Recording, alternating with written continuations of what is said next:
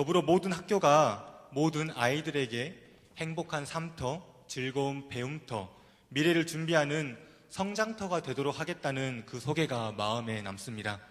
포기하지 않는 장서군 교육감님 자기소개 부탁드리고 싶습니다. 네, 인사 올리겠습니다. 전라남도 교육감 장서국입니다. 반갑습니다.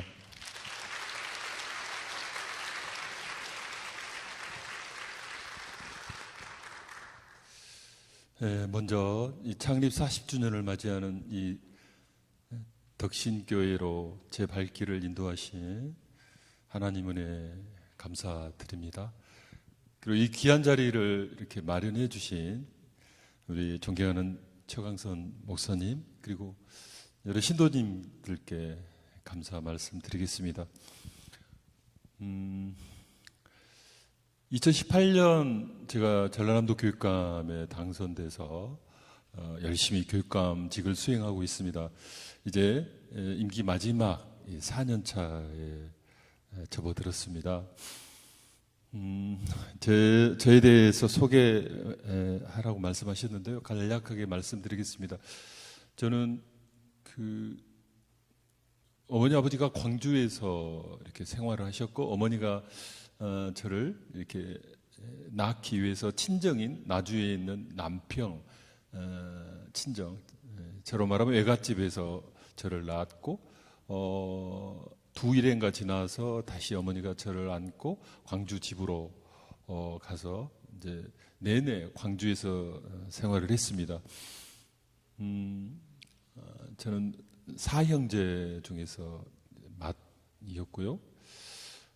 중학교, 고등학교를 광주에서 나오고 고등학교 때 정말 좋은 선생이 되고 싶었어요. 그래서 전남대학교 사범대학 역사교육과에 입학을 해서 정말 좋은 선생의 꿈을 갖고 가고 있었습니다.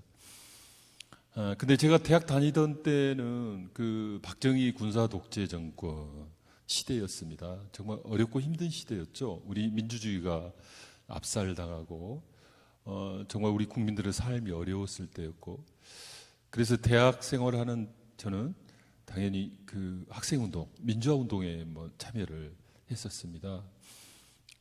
그때는 그 당시 유신헌법에 반대만 해도 이렇게 막 징역 5년, 10년씩 때리는 엄청난 시대였어요. 그런 가운데서 학생운동을 했고 그것 때문에 이제 고생도 했어요. 감옥에도 가고 이후에 제가 교사가 돼서 이렇게 열심히 좋은 교사가 되기 위해서 노력을 했고 그런 가운데서 이제 교육민주화 운동, 참교육 운동에 뛰어들었습니다. 그래서 전교조 결성에도 제가 앞장을 섰고 그래서 그것 때문에 전교조는 불법이다. 탈퇴하지 않으면 이렇게 해직시키겠다라고 하는 온갖 협박과 회유에도 굴하지 않고 결국은 그것 때문에 5년여 동안 해직 생활도 했고 다시 이제 복직을 했습니다. 전교조 하면서 이게 전교조 전국위원장을 맡아서 그 참교육에 대한 뜻을 좀 더 높게 펼 수 있었던 좋은 기회도 가졌습니다. 제가 마지막 학교는 영암에 있는 미암중학교였습니다. 30한 2년 정도 학교에 있었는데 이제 대부분은 농촌 학교에 있었고요. 영암 미암중학교에서 이렇게 마무리를 하고 그때 이제 교육감 선거에 출마를 했습니다. 그 당시는 촛불혁명으로 이렇게 문재인 대통령이 당선되고 우리 사회 민주화가 진전되고 새로운 변화가 일어나고 있었을 때였습니다.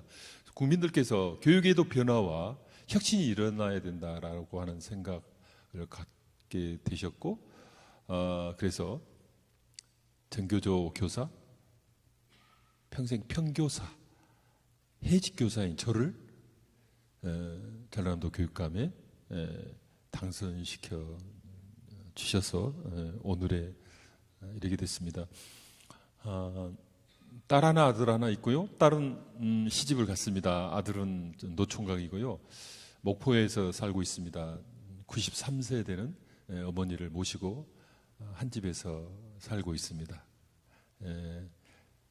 제 소개는 이 정도로 하고요. 또 말씀드리겠습니다. 네, 고맙습니다. 오늘 대담이 교회에서 진행을 하는데요. 그러다 보니까 자연스럽게 신앙 이야기가 참 궁금합니다. 신앙생활 또는 신앙의 경험이 있으신지, 신앙생활 중이라면 신앙이 인생과 교육감으로서의 역할을 감당하는데 어떤 역할을 미쳤는지 여쭤보고 싶습니다. 예, 제가 교회에 다니기 시작한 것은 군대를 제대하고 나서였습니다. 광주에 무진교회라고 하는 교회가 있습니다. 기독교 장로회 소속이었어요. 근데 무진교회 심우하는 목사님이 강신석 목사님이셨습니다. 예, 강신석 목사님. 그때 제가 1978년도 아마 9월 달로 기억되는데 그때부터 교회를 다니기 시작했습니다. 그 강신석 목사님은 목포 연동교회에 계시면서 유신 정권에, 유신 독재에 반대하는 그런 그 운동을 벌여서 성명서도 발표하고 그것 때문에 결국 고생도 하시고 교회에서 쫓겨나다시피 하셨고, 그래서 광주에 오셔가지고 교회를 개척해서 세운 게 바로 무진교회였습니다. 제가 무진교회 나가게 된 것은 무진교회 훌륭한 목사님이 계시다.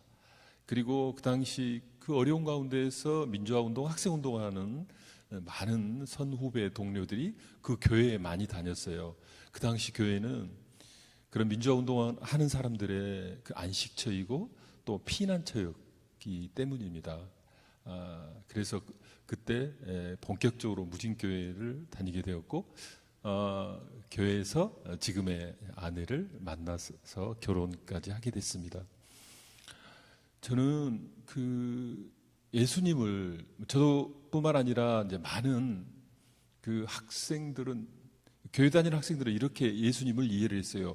예수님은 이스라엘에서도 가장 소외된 지역, 가난한 지역에서 예수께서 태어나셨고 평생 가난한 자, 소외된 자를 위해서 활동하셨고 복음을 선포하셨고, 한편으로는 또 대제사장이라든지 유대인 공동체의 기득권이라든지 횡포에 저항하셨고, 평화와 평등을 위해 싸우셨고, 그러다가 결국 그들이 예수를 십자가에 못 박혔고 그래서 돌아가셨다.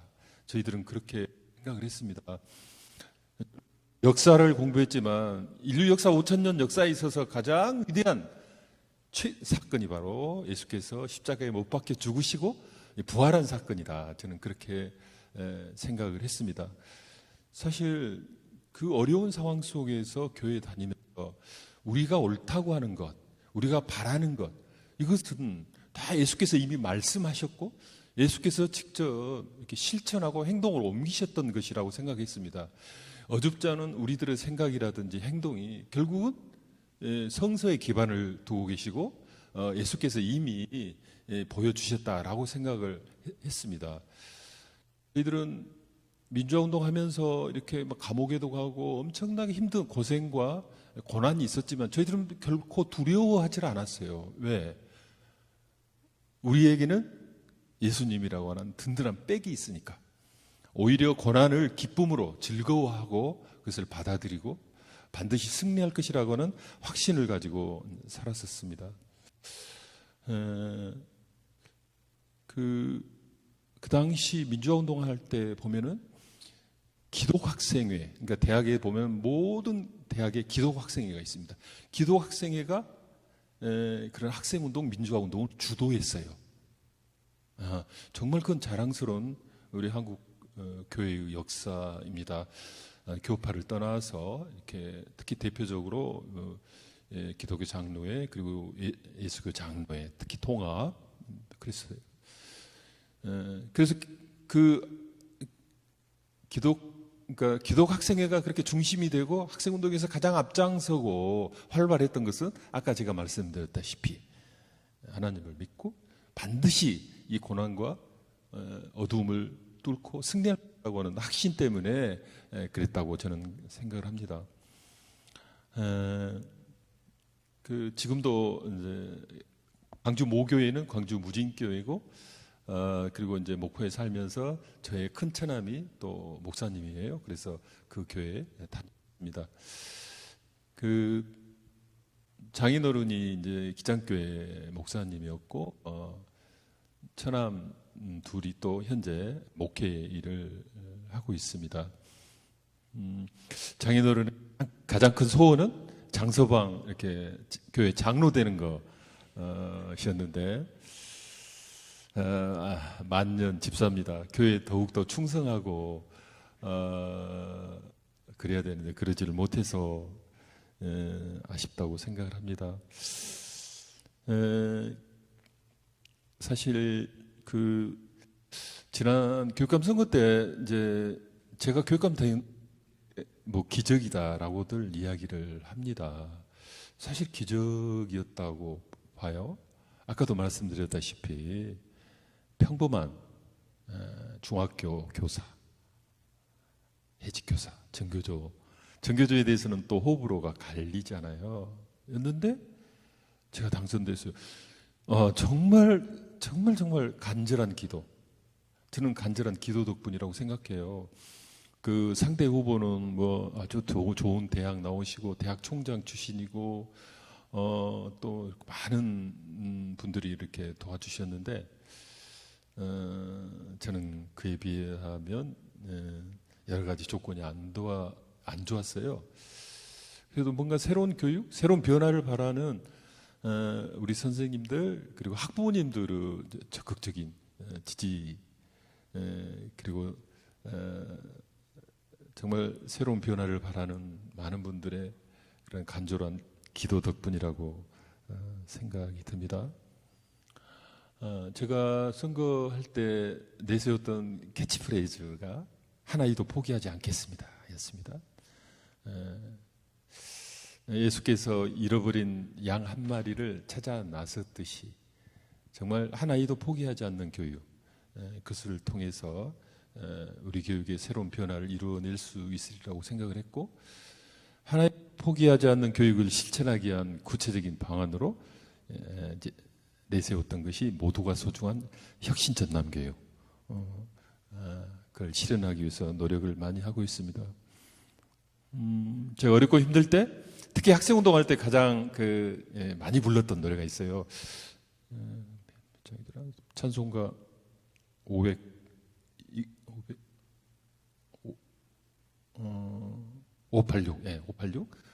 어느 민족 누구게나 결단할 때 있나니. 참과 거짓. 그 노래를 정말 많이 부르면서 힘을 얻었고요. 그때 많이 불렀던 복음성가는 그 여기 오소서 내 주여 쿰바이아 마이 로드, 그 노래 많이 부르면서 스스로 힘을 얻고 어려움을 깨쳐나갈 수 있었다 생각을 합니다. 좋습니다. 신앙에 참 감사드립니다, 교육감님.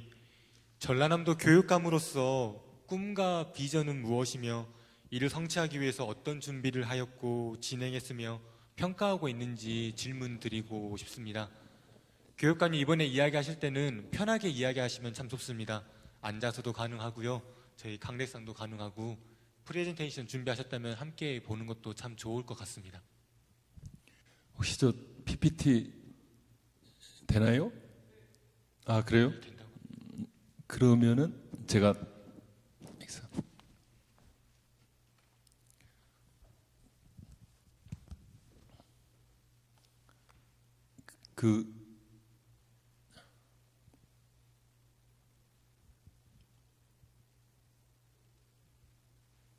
넘길 때는 제가 넘겨달라고 말씀드리면 되나요? 예, 알겠습니다.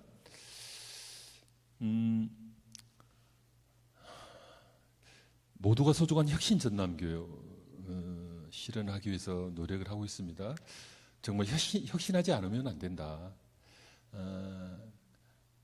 라고 하는 생각으로 정말 노력을 해왔습니다. 그래서 교육시민사회단체에서는 전남교육청은 혁신의 아이콘이다라고 이야기할 정도입니다. 올해 처음으로 정부에서 정부에서 정부 혁신 우수 사례를 모집했어요. 이 교육 분야에서 보면은 17개 시도교육청에서 혁신 사례를 32개가 제출이 됐습니다. 근데 교육부가 심사를 해가지고 그 중에서 우수 혁신 교육 정책 사례 해가지고 6개를 뽑았습니다. 6개를 뽑았는데 그 중에서 우리 전남교육청이 제출했던 거 2개가 선정이 됐습니다. 그 2개는 뭐였냐면 기초학력 전담 교사제, 그리고 또 하나는 농산어촌 유학 프로그램 2개였습니다. 우수작으로 선정된 6개를 놓고 교육부에서는 인터넷을 통해서 국민들 의견을 물었습니다. 어떤 것이 가장 혁신적인 정책이다라고 생각하느냐 해서 결과 순위를 매겼는데 그 첫 번째가 우리 전남교육청 사업인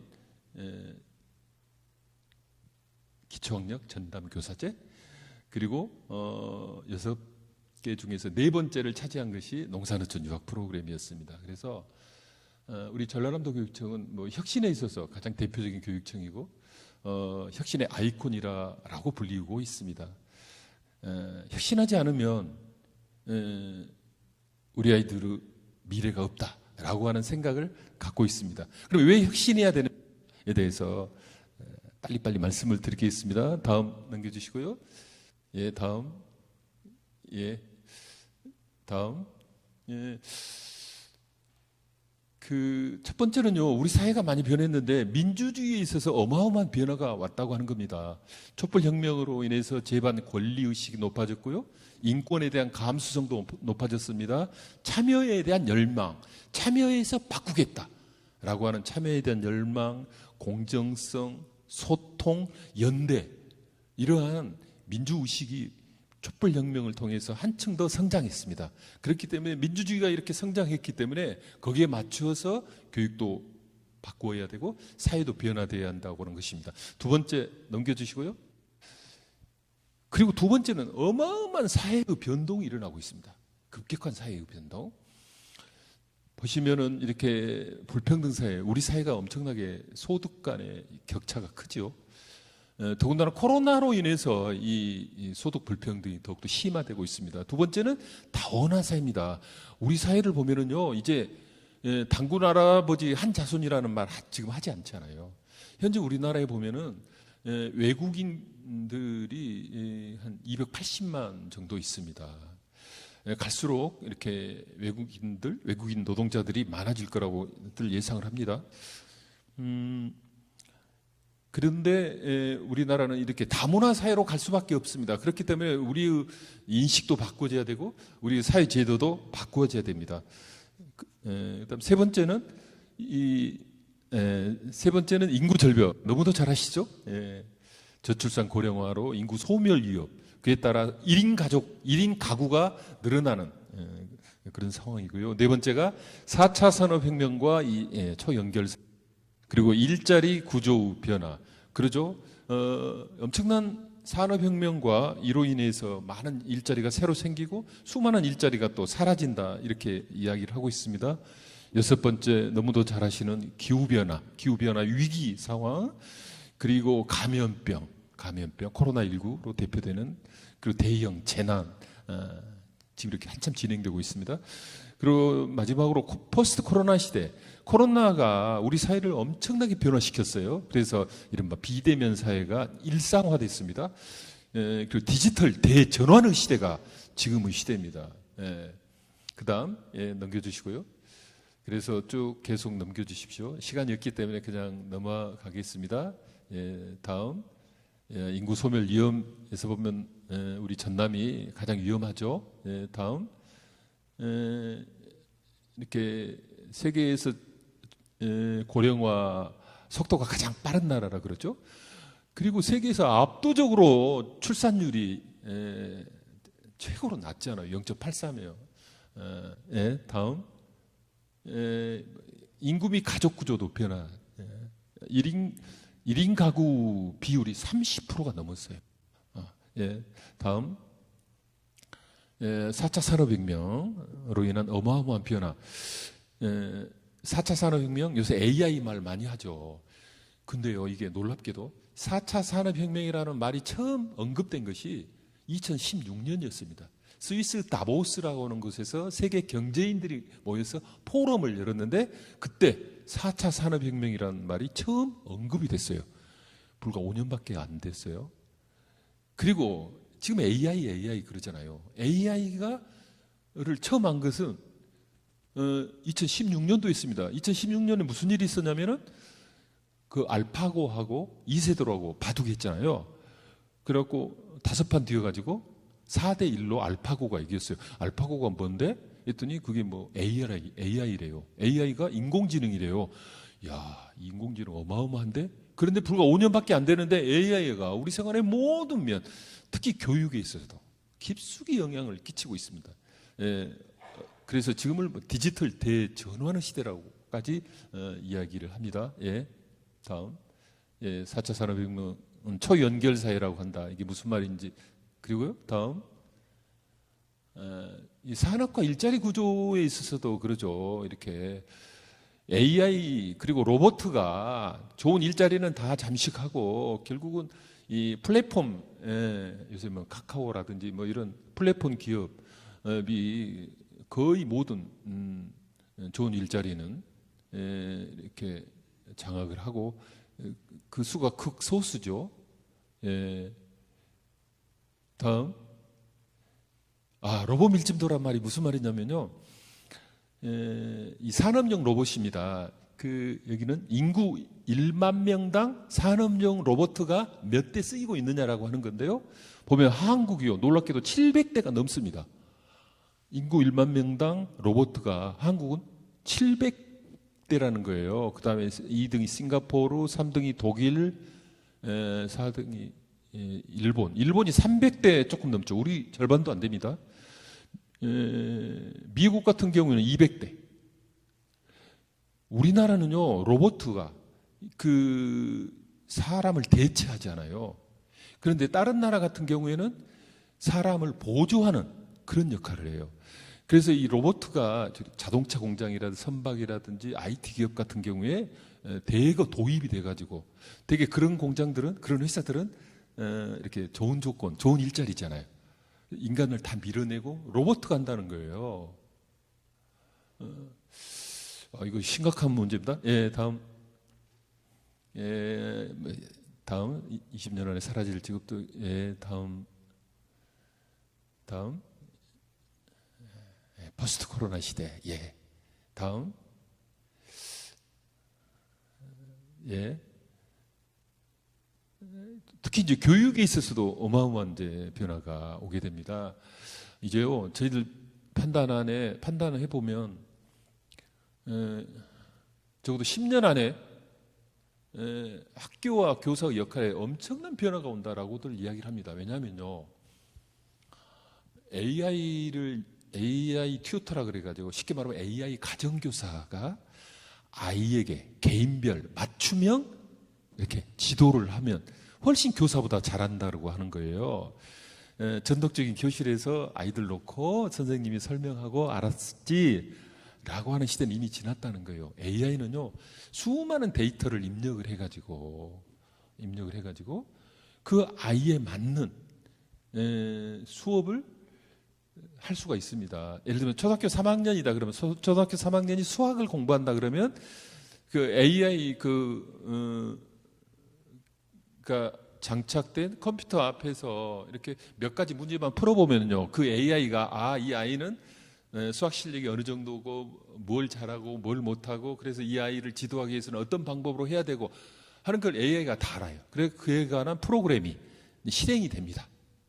그러니까 훨씬 더 AI가 맞춤형 개별 지도가 가능하게 되고 선생님이 가르치는 것보다 훨씬 더 잘 가르치게 되는 거죠.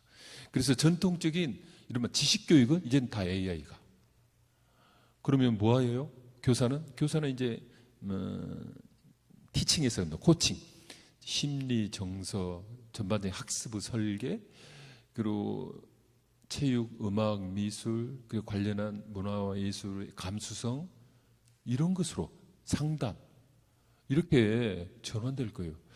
이 AI 시대 때는요, 언제 어디서 집에서도 학교 오지 않고도 얼마든지 학습이 가능하고 학교라고 하는 존재는 이렇게 좀 변화될 거라고 하는 겁니다. 그래서 이 엄청난 이 변화의 시대, 우리가 준비하지 않으면 안 돼요. 이미 우리 아이들 중에서 상당 부분은 학교에 가서 선생님이 가르치고 하는 그런 공부보다도 이렇게 휴대폰을 통해서 비대면으로 수업하는 게 훨씬 더 편하고 좋다라고 하는 아이들이 점점 많아지고 있어요. 그래서 그에 대한 대비, 다음, 메타버스. 이게 메타버스라고 하는 가상 공간에서 이제는 수업도 하고요, 수업도 하고 강의도 하고 회의도 하고, 그리고 거기서 축제도 할 수 있고요, 공연도 볼 수 있고요, 게임도 할 수 있습니다. 그래서 제가 도교육청에서 이 시대가 이렇게 변화하고 있다. 이 메타버스라고 하는 가상 공간 속에서 그렇기 때문에 직접 회의를 메타버스를 통해서 시연을 했어요. 자, 이렇게 변해야 된다. 그리고 시군 교육장 회의도 메타버스로 했어요. 정말 시군 교육장님들이라든지 도교육청에 있는 분들부터 알아야 된다. 이렇게 시대가 변하고 있다.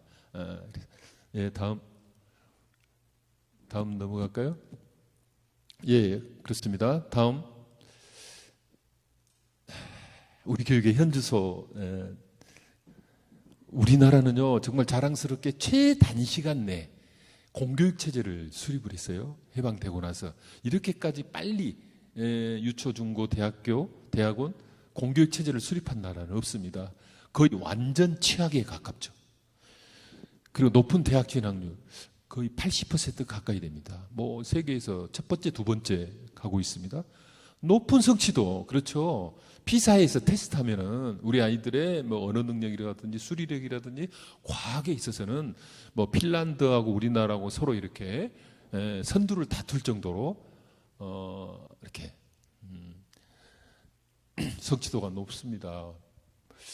근데 이제 문제는 학습에 대한 흥미도라든지 이런 데는 엄청 떨어져요. 그래서 이거 좀 문제다라고 이제 저희들이 생각하고 있고요. 그런데 그러기 위해서 우리 아이들이 받는 고통은 너무너무 심해요. 자, 세계에서 가장 공부 많이 하는 우리 학생들입니다. 잘 아시죠? 행복지수도 낮고요. 그리고 우리가 뭐 거의 10몇 년 이상 계속해서 자살률 1위잖아요. 청소년 자살률이 세계 1위는 아니지만 자살 증가율은 세계 제1위입니다. 그리고 이제 꼭 우리 아이들의 필요한, 성장에 있어 필요한 여러 도구라든지 시설에 대한 결핍 지수도 아주 높습니다. 더군다나 과도한 교육비. OECD 국가 중에서 공교육비 민간 부담률 1위라고 하는 것은 뭐냐면, 공교육비는 학교 다니면서 내는 수업료라든지 뭐 기숙사비라든지 체험학습비라든지 뭐 교과서 대 이런 건데요. 당연히 이제 국가가 부담해야 되는데 국가가 다 부담하지 않고 학부모 호주머니에서 나가는 돈의 비율이 세계에서 가장 높다고 하는 거고요. 사교육비 부담률은 아주 압도적으로 아주 높은 그런 상황이라고 하는 겁니다. 다음 갈까요? 이게 개천에서 용 난다 그랬는데 지금은 개천에서 용 쓴다. 더 이상 용이 나지 않습니다. 왜 그럴까요? 다음 보시면요. 우리 사회는 학력 학벌을 중요시하잖아요. 학력. 고등학교, 대학교, 대학원, 그리고 어느 대학 나왔느냐, 이걸 강조합니다. 우리나라는 정말 이게 심해요. 소위 스카이 나오면은 정말 이 고등학교 때 공부 열심히 해가지고 좋은 대학 가면 그걸로 평생을 이렇게 우려먹잖아요. 스카이 나오면 서로 밀어주고 땡겨주고 봐주고 뭐. 그러니까 모두가 다 대학 가려고 하고 좋은 대학 가려고 하고, 그러다 보면 좋은 대학 가기 위한 경쟁이 아주 치열해진 거죠. 물론 외국에도 학력 학벌이 있습니다. 근데 좀 달라요. 미국을 보면은요, 미국도 보면은 학력 학벌 사이입니다. 예를 들면 뭐 아이비 리그라든지 뭐 이런 대학, 뭐 하버드 대학이라든지 예일 대학이라든지, 그렇죠? 그런데 미국에서 이렇게 좋은 대학 나왔다고 해서 좋은 대학 나온 것을 가지고 사회적으로 그걸로 이용을 해서 승진이나 또는 출세 역할을 하지 않습니다. 미국은 기회의 나라라고 하잖아요. 학벌은 있지만 학벌을 가지고 그걸 가지고 대접받고 출세하고 하는 사회는 아니고, 어쨌든 미국은 능력에 따라서 이렇게 대접받는 사회라 그래요. 유럽 같은 경우에는 아예 학력 학벌 사회가 없습니다. 예를 들면 프랑스 같은 경우에는, 프랑스에는 뭐 파리 1대학부터 파리 10대학까지 있잖아요. 학력 학벌이 전혀 없는 사회입니다. 근데 우리나라는 학력 학벌 사회이고, 거기에다가 이 이른바 대학 서열화가 아주 결합이 돼가지고 최악의 상태가 되고 있죠. 예, 우리나라 이렇게 저는 서열화가 돼 있잖아요. 그래서 이른바 우리 아이들이 지금도 인서울 뭐 10개 대학, 사실 저희들 다닐 때, 그리고 우리 성도분들 대학 다닐 때만 해도 지방에 있는 이른바 국립대학이 괜찮았어요. 그래서 웬만한 서울에 있는 대학보다 더 나았고 그랬었는데 지금은 그러지 않잖아요. 모두가 다 서울로 그러다 보니까 지방대학이 쇠퇴하고 여러 가지 문제가 생기고 있습니다. 그러다 보니까 그러다 보니까요, 이 지배층의 이익과 사적 욕망에 부응하는 교육정책, 우리나라에 있어서 소위 지배층이라든지 기득권을 많이 갖고 있는 사람들이 합법적으로 그들이 갖고 있는 권력과 지위와 부를 합법적으로 자손에게 물려줄 수 있는 방법은 지금은 없죠. 별로 없죠. 근데 유일하게 하나 있는데 그것이 바로 교육을 통해서입니다. 그 아이들에게 유리한 교육제도, 입시제도, 전형 방법을 만드는 겁니다. 그 아이들에게 유리한 것은 뭐냐면 막대한 사교육비를 들여야만이 갈 수 있는 그런 특권적인 고등학교. 예를 들면 자사고, 국제고, 그리고 그들에게 유리한 입시제도, 전형 방법을 만들어내는 겁니다. 학교체제와 입시제도.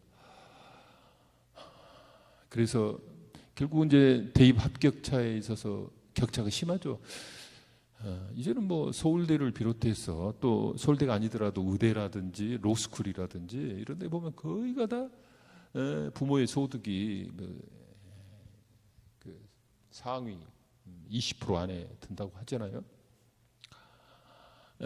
이 교육을 통해서 이제 교육은 통해서 계층 상승의 사다리를 타고 올라가서 이제 상위 계층으로 간다고 했는데 그 사다리가 끊어졌습니다. 아무리 예를 써도 교육을 통해서 계층 상승의 길은 지극히 희박해졌다라고 하는 겁니다.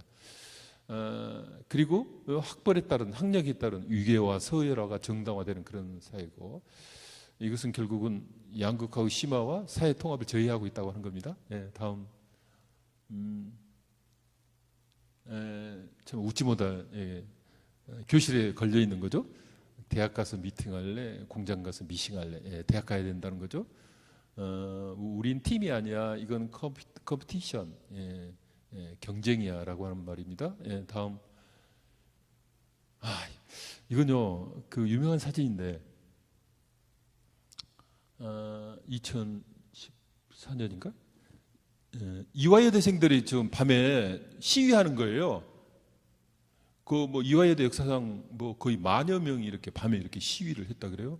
왜 시위를 했냐면요, 그때 어떤 일이 있었냐면 이화여대에서 미래 라이프 대라고 해가지고 평생 교육 과정에 대학을 만들기로 했어요. 국가에서 적극적인 지원을 많이 해주겠다. 그래서 이 미래 라이프 대학에는 어떤 과가 만들어지냐면 건강, 그리고 패션, 미용 이런 게 만들어진다는 거예요. 그래서 여기에 입학해서 소정의 과정을 거치면은 졸업장을 주는 겁니다. 그러니까 이화여대생들이 들고 일어났어요. 표면적인 이유는 그에 대한 폭넓은 의견 수렴이 없었다는 거지만 실질적으로 뭐였냐면, 아니 우리가 미용사들하고 그리고 피트니스 센터에서 사람 이렇게 운동시키는 사람들, 그리고 양장점에서 일하는 사람들, 이런 사람들하고 같은 동문이 되라는 말이냐, 이대 동문이 되란 말이냐. 우리가 어떻게 해서 이대 들어왔는데 이 사람들이 이렇게 들어와서 평생 교육 과정이라고는 하지만 이대 졸업 장을 주고 학사 자격을 주는 것은 말이 안 된다. 우리가 어찌 그들하고 같이 놀 수 있느냐 해가지고 그것에 반대하는 시위. 우리나라 학력 학벌 사이의 민낯을 그대로 드러내는 그런 대규모 시위였습니다. 결국은 취소를 했다 그럽니다. 근데 미국 하버드라든지 이런 인류 대학 같은 경우에는 다 이런 평생 교육 과정이 있어요. 근데 미국에서는 그러지 않잖아요. 어떻게 딴 대학 졸업장이고 어떻게 이 대학을 들어갔는데. 예, 다음. 자, 제가 이제 교육감이 되고 나서 이 전남 교육을 어떻게 다시 이렇게 세울 것인가에 대한 고민을 많이 했어요. 우리 전남도 전남 교육을 둘러싸고 있는 주변 환경에 관한 문제입니다. 도민 소득이 최하위 수준 있잖아요. 17개 시도 중에서. 그리고 인구 소멸 위험 첫 번째예요. 지방이 소멸하고 학교도 소멸하고. 전남 같은 경우에는요, 분교 빼놓고 한 823개 학교가 있습니다. 그 중에서 학생 수 30명 이하의 학교가 135개. 학생 수 30명 이하 학교가. 농촌에 가면은요, 군 단위 가면은 면 단위 초등학교, 중학교는 갈수록 텅텅 비어가고 있어요.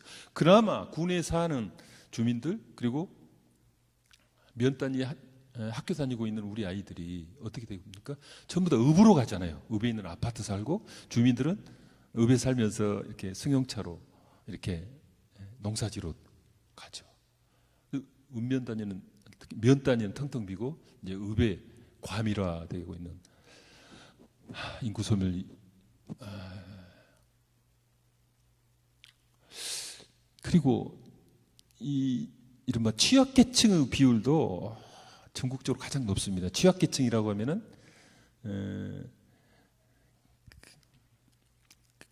기초생활수급자라든지 차상위 한부모 그리고 조선 가족, 다문화 그 비율이죠.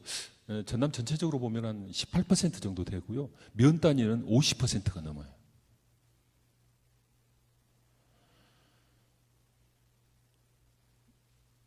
그리고 그 교육, 문화, 예술에 대한 인프라도 대단히 열악해요.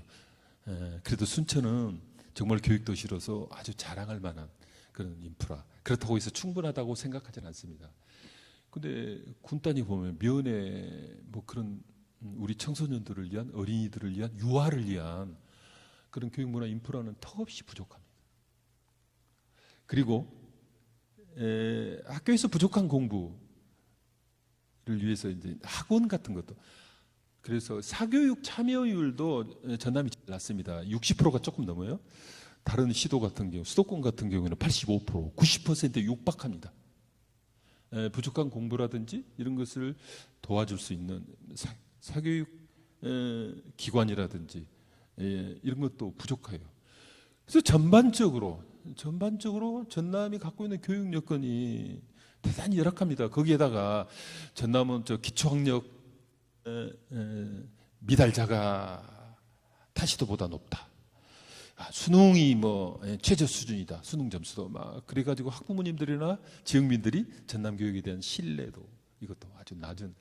그래 정말 악조건이에요.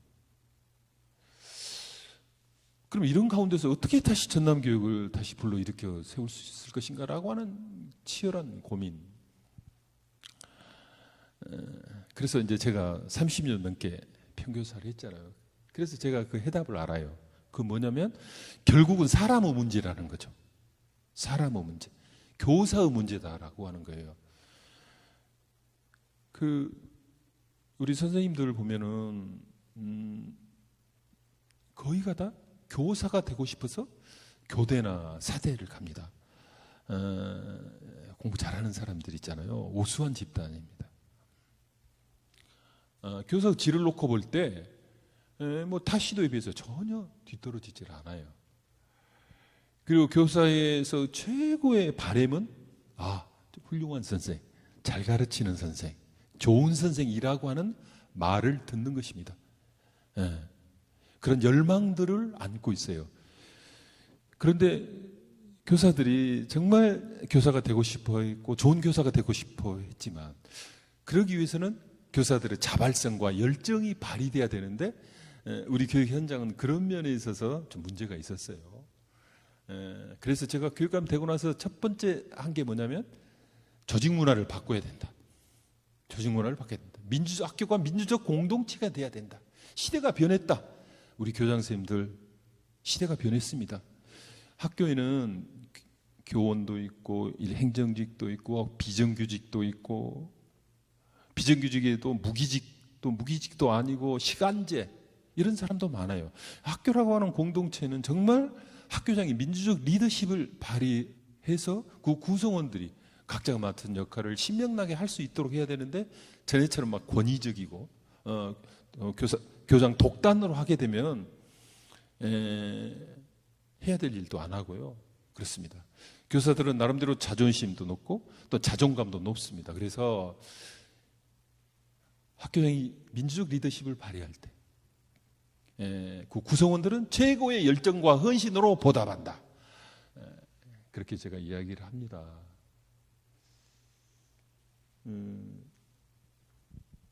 그래서 그 민주적 리더십을 강조했고 두 번째는 교사들이 교육에만 전념할 수 있는 환경을 만들어 드리자.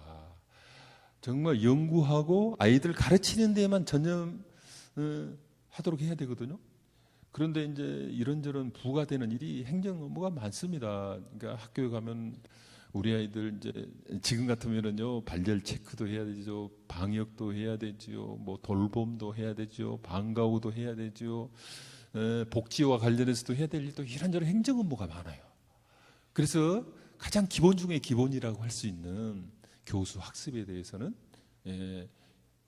시간적 여유도 부족하고 그런 어려움이 많습니다. 그래서 교사들은 그런 행정 업무라든지 잡무를 대거 이렇게 경감시키고 이렇게 또 이관시키는 그런 일을 제가 했습니다. 그리고 더 나가서 교사들의 전문성이 중요하다 해서 전문적 학습 공동체라 해가지고 학교 내 선생님 또는 그 지역 내에 있는 같은 교과 선생님들 또 같은 학년 선생님들이 쉽게 말해 공부 연구 모임을 만들어서 예산을 지원했습니다. 그렇게 했더니 약 1,700개가 넘는 팀들이 만들어지고 그 팀에서 우리 선생님들이 이렇게 서로 연구하고 또 실천하고 특히 주로 수업을 중심으로 하는 거거든요. 그래서 그게 이제 교실 수업도 개선되고 그리고 전반적인 교육에 있어서 새로운 변화가 일어나고 있다라고 평가를 하고 있습니다.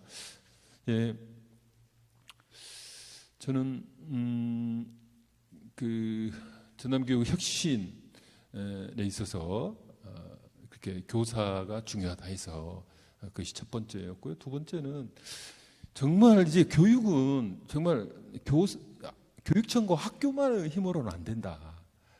그렇죠. 지금까지 학교는 지역사회 속에서 외로운 섬처럼 떠 있었다. 이제는 학교가 담장을 헐고 교문의 빗장을 풀고 지역사회 속으로 들어가야 된다. 교장 선생님, 교장실에만 계시지 마세요. 마을로, 지역으로 가서 이런저런 행사에 참여하고 같이 소통하고 학교 현황에 대해서 설명하고 도움도 요청하고 지역사회를 위해서 할 일이 있으면 또 과감하게 학교가 나서서 함께하고 그렇게 해야 됩니다라고 말씀을 드립니다. 교육장님에게도 마찬가지예요. 교육장님은 이 지역에 순천이면 순천 지역 교육의 총 책임자입니다. 책임자입니다. 그래서 지자체, 시의회, 시민사회 극적으로 대화하고 소통하고 협력하고 그래야 됩니다. 사실 학교 힘만으로는 이제 이 지역사회에서 존재할 수가 없어요. 특히 농산어촌이 많은 전남 같은 경우에는 더더욱 그렇습니다. 제가 우스갯말로 그래요. 그렇게 교육장님이 열심히 하시게 되면 이 지역사회에서 의전서열 시장님 다음 가는 두 번째입니다. 만약 그렇지 않으면요, 옛날 방식대로 하게 되면은 의전서열은 저 경찰서장 밑에 갈 겁니다. 그리고 알아주지도 않습니다.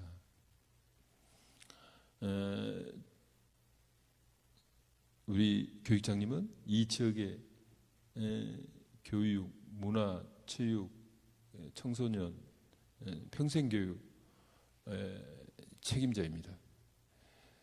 지역에 있는 교육지원청은, 순천교육지원청은 전라남도 교육청의 순천 출장소가 아닙니다. 지역 교육 현안에 대해서, 그리고 교육 미래에 대해서 고민하고 지역사회와 함께 손잡고 가야 됩니다. 위에서 시키는 대로 내려오는 일만 하려고 생각하지 마시고 적극적으로 지역 문제를 발굴하고 이것을 해결하기 위해서 지역과 함께 해주십시오 라고 이제 요청을 드리고 있습니다.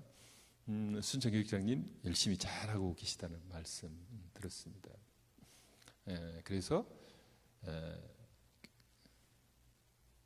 교사들의 열정과 자발성을 최대한 발휘할 수 있도록 하는 것. 두 번째, 지역사회 속의 교육. 세 번째는 이제 미래로 나아가야 된다. 미래로.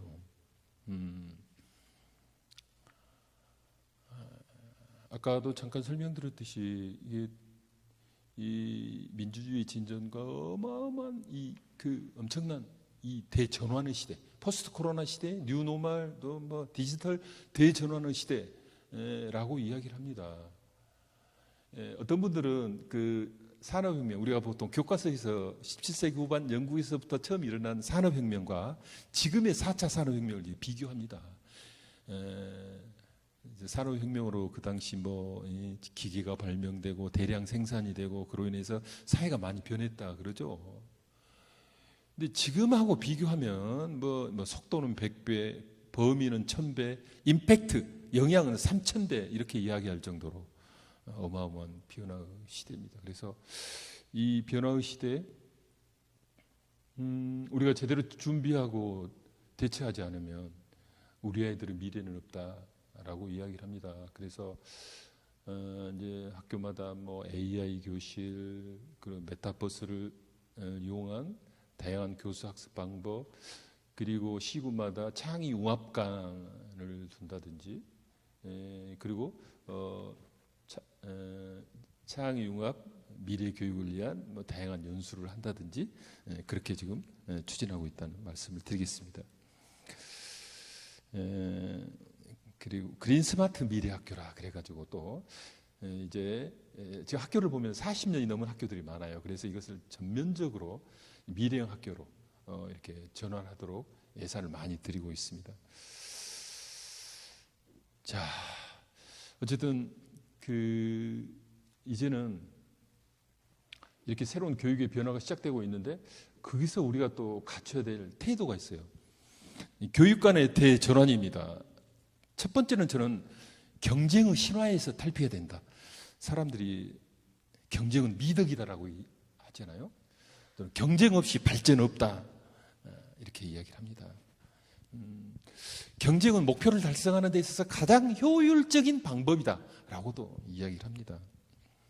경쟁을 통해서 뭔가 동기를 부여한다 이렇게도 이야기하고요. 경쟁을 해야 재미있다 이렇게들 이야기합니다. 근데 이것은 신화라고 하는 거예요. 신화. 오히려 경쟁을 통해서 불안감이 조성되고 인간관계가 파괴되고 수단과 방법을 가리지 않고 성취해야 된다는 것 때문에 수많은 일탈 행동이 일어난다고 하는 것입니다. 경쟁보다는 협력이라고 생각합니다. 되게 세계 유수의 기업들 같은 경우에는 경쟁을 통해서 순위를 매기고 그에 따라서 잘한 사람은 성과급을 더 주고 못한 사람은 쫓아내고 하지를 않습니다. 경쟁을 강조했더니 어떤 일이 벌어지느냐. 한 회사 내에서 팀과 팀끼리 경쟁하느라고 협력이 사라졌다. 우리 마이크로소프트, 인텔하고 경쟁해야 되는데 인텔하고 경쟁하지 않고 내부에서 팀끼리 경쟁을 하고 있다. 그래서 그 경쟁 중심의 고가 제도를 폐지했다 이렇게 이야기를 합니다. 성과를 가장 많이 내고 그리고 그 회사가 지속하기 위해서는 경쟁보다는 협력적인 문화를 만드는 것이고 협력을 통해서 회사가 발전하는 것이다.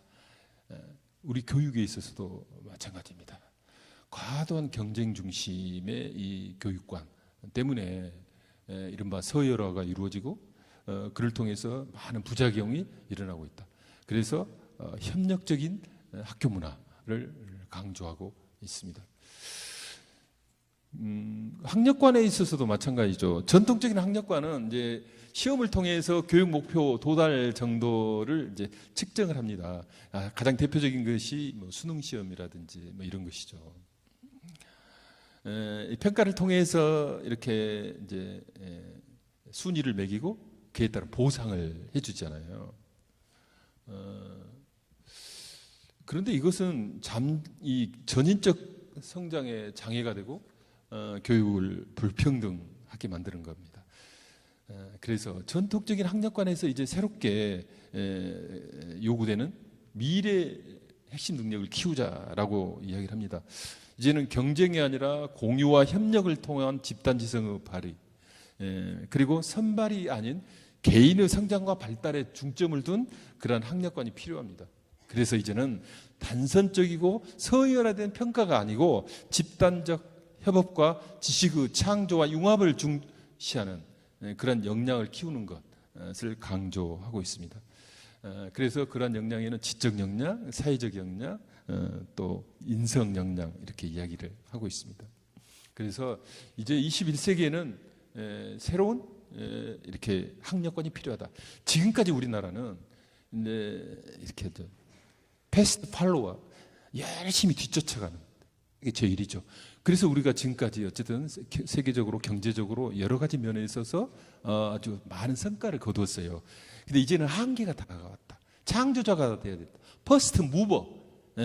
그래서 이제 우리가 이제 진정한 선진국이 되려면은 이게 열심히 뒤쫓아가는 교육, 과학, 기술, 문화 모든 면에서 열심히 추격하는 추격자가 아니라 창조자가 돼야 진정한 선진국으로 갈 수 있다. 그러기 위해서는 교육이 바꿔져야 된다라고 하는 거죠.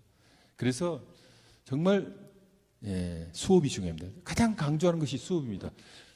수업을 잘해야 돼요. 이제 전통적인 수업으로서는 일제식 수업으로서는 그러한 창조력이라든지 또는 비판력이라든지 협업 능력이라든지 소통 능력을 키울 수가 없습니다.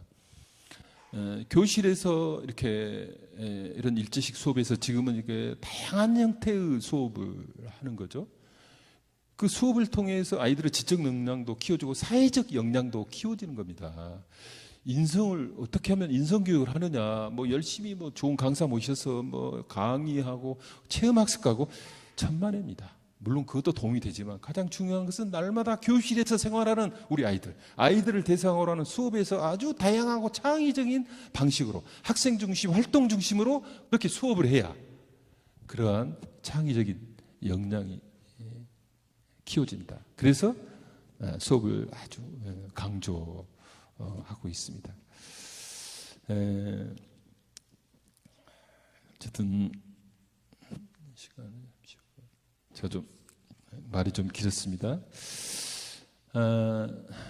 교사가 중요하다. 그리고 지역과 함께해야 된다. 세 번째 이제 미래로 가야 된다. 이제 혁신을 넘어서 미래로 가야 된다라는 말씀.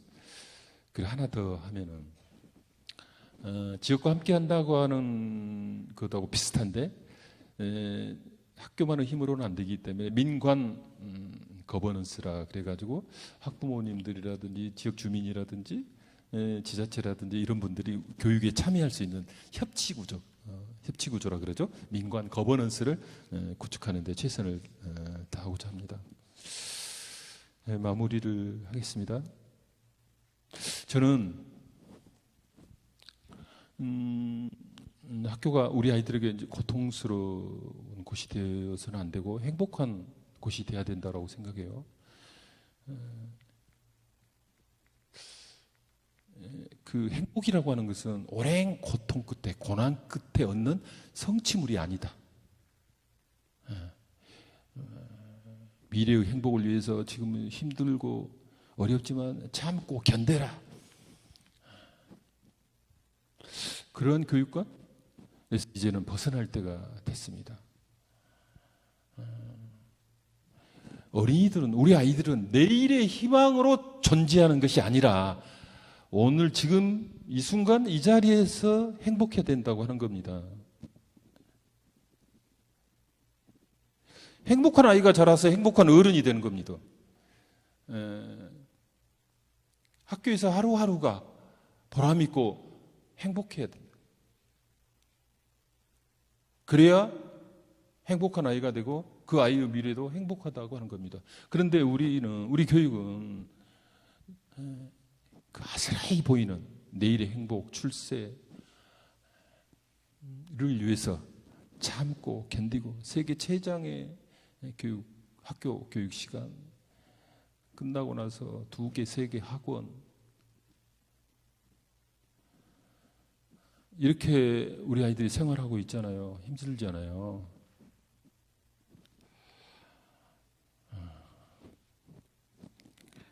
그 폴란드의 교육학자 야누스 코르사크가 했던 말 소개합니다.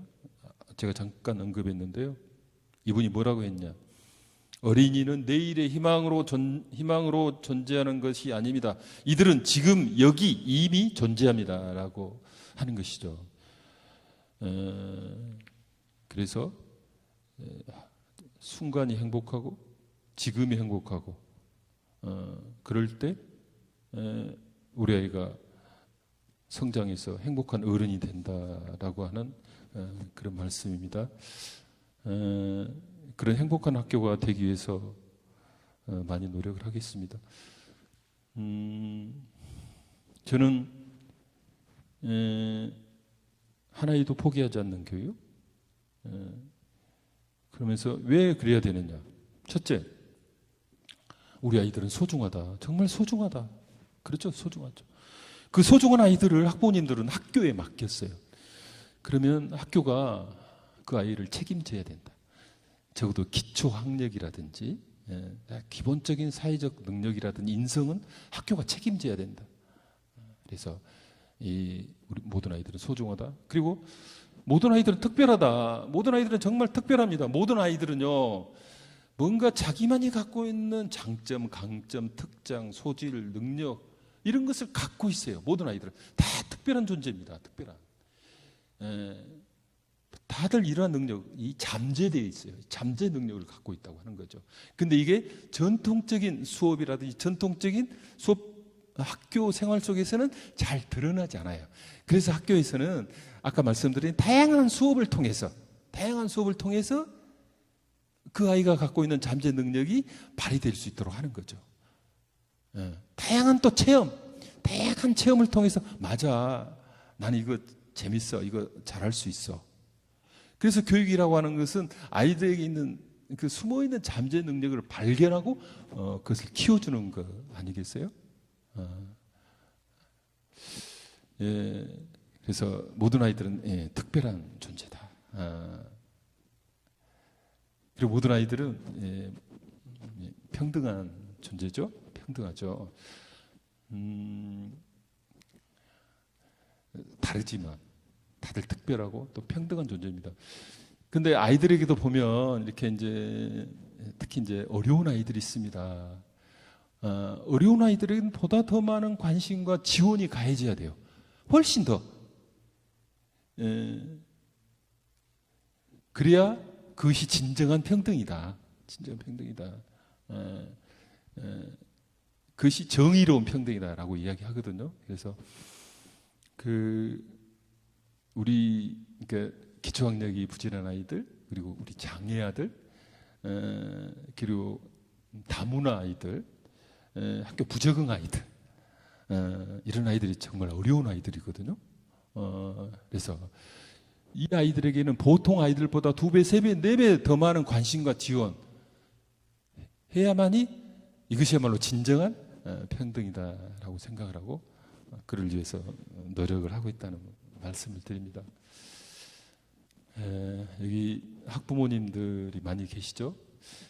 저는 제 이야기 말미에 이런 이야기를 합니다. 제가 교사 출신이어서 그렇죠.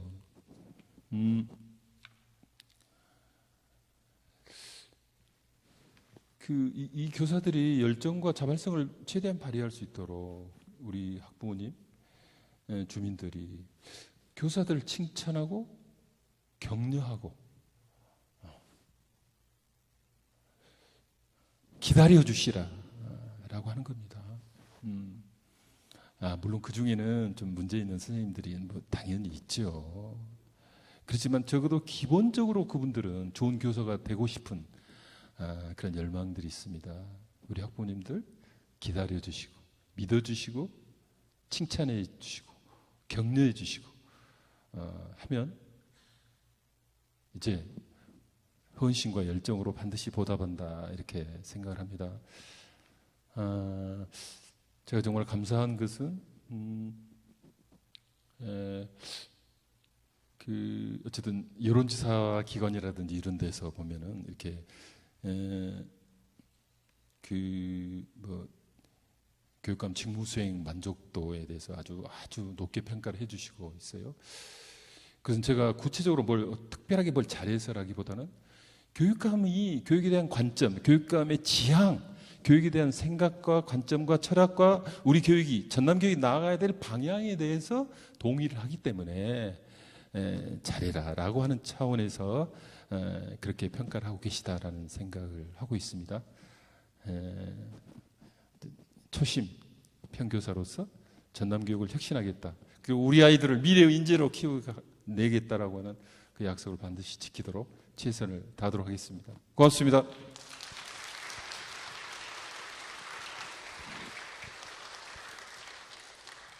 네, 전라남도 교육시정과 비전 이야기를 나눠주셔서 정말 감사드립니다. 다시 한번 교육감님께 큰 박수 부탁드리겠습니다. 예, 제가 이렇게 교회에서 이렇게 말씀드리고 또 처음이에요. 좀 떨리기도 하고 두렵기도 합니다. 정말 신앙인으로서 정말 항상 교회에 열심히 충성하고 그러지는 못했지만 제 장인어른의 당부, 정말 제가 정말 존경에 맞이한 그리 돌아가신 무진교회 강신성 목사님의 가르침 따라서 이렇게 정말 예수님께서 말씀하시고 실천하시고 선포하셨던 그 말씀과 복음에 따라서 충실하게 살려고 노력을 하고 있습니다. 많이 기도해 주시고요. 이렇게 또 뵈었으니까 저한테 또 하실 말씀이 있을 것 같아요. 그래서 시간은 9시까지 정도 해서 한 15분 정도 남았습니다. 그래서 질의를 해주시면 최선을 다해서 답변 드리도록 하겠습니다.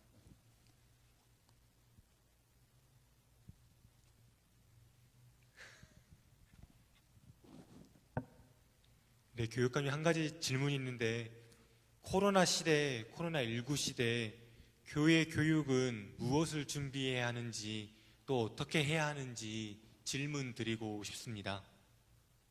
코로나19 시대 교회의 교육은 무엇을 준비해야 하고 어떻게 해야 하는지.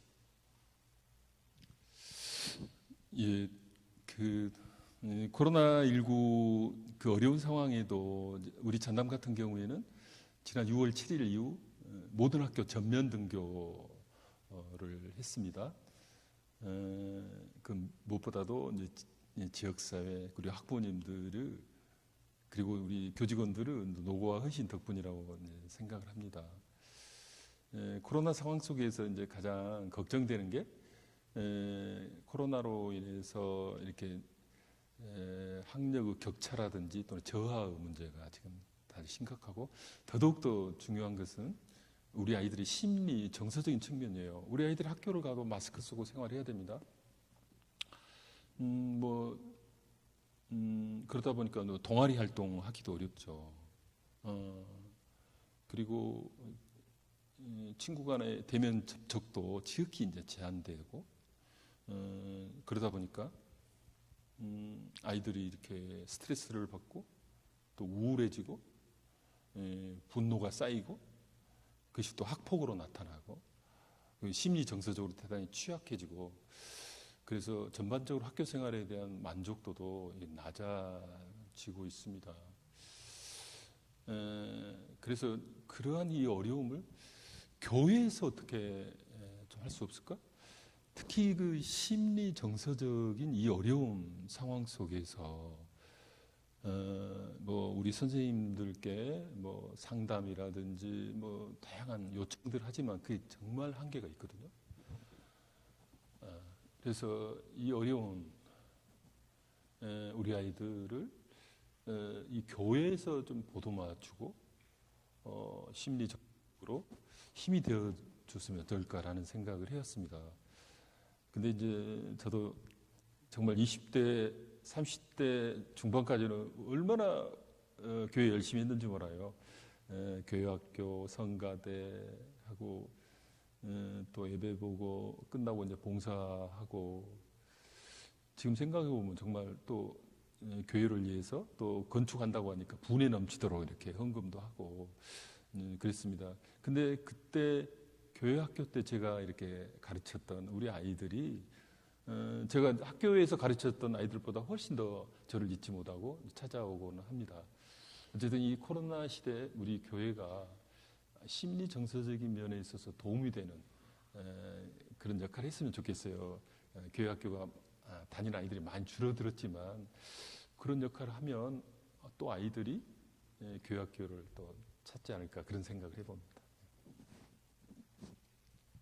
예, 좋은 질문 감사합니다. 또 있으십니까?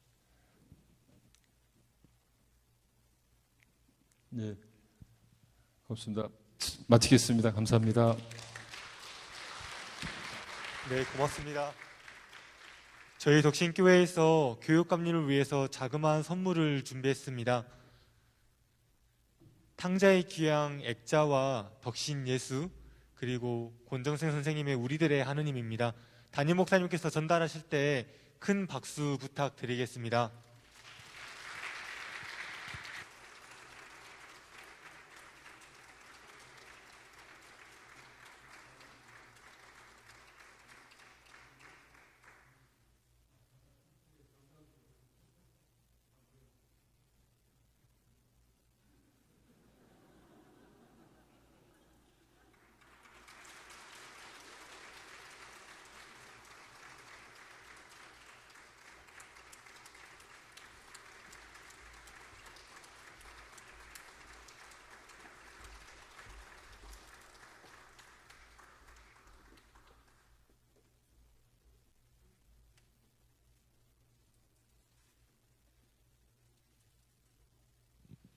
전남 교육에 대해서 진지하게 고민하시고 또 대안을 나눠주신 장서군 교육감님 다시 한번 진심으로 감사드립니다. 고맙습니다.